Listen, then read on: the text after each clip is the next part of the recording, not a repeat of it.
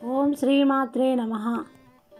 ఏకవేణీ జపాకర్ణపూరా నగ్న కరస్థిత లంబోష్ఠే కరికర్ణికాకర్ణి తైలాభ్యక్త శ్రీరిణి వామపాదోళ్ళ సల్లోహలతాకంటక భూషణ వరమూర్ధధ్వజా కృష్ణ కాళరాత్రిర్భయంకరి.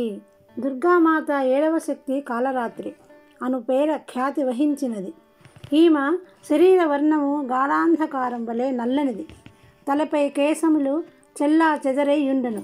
మెడలోని హారము విద్యుత్ కాంతులను విరజిమ్ముచుండును.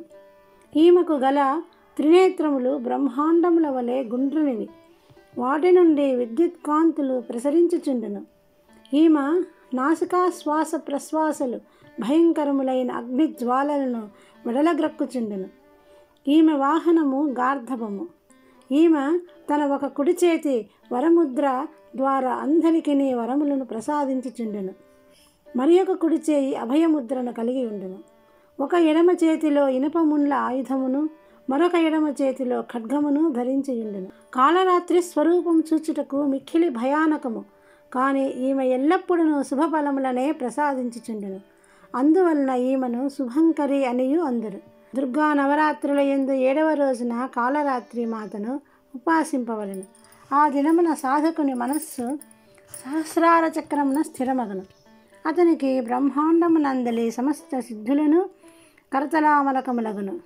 ఈ చక్రమునందు స్థిరపడిన సాధకుని మనస్సు పూర్తిగా కాళరాత్రి స్వరూపమునందే నిమగ్నమై ఉండును. కాళరాత్రి మాత దుష్టులను అంతమొందించును. ఈమెను స్మరించినంత మాత్రముననే దానవులు, దైత్యులు, రాక్షసులు, భూత ప్రేత పిశాచములు భయముతో పారిపోవుట తథ్యము. ఈమె అనుగ్రహమున గ్రహబాధలను తొలగిపోవును. ఈమెను ఉపాసించు వారికి అగ్ని, జలము, జంతువులు మొదలగు వాటి భయము కానీ, శత్రువుల భయము కానీ, రాత్రి భయము కానీ ఏ మాత్రమును ఉండవు.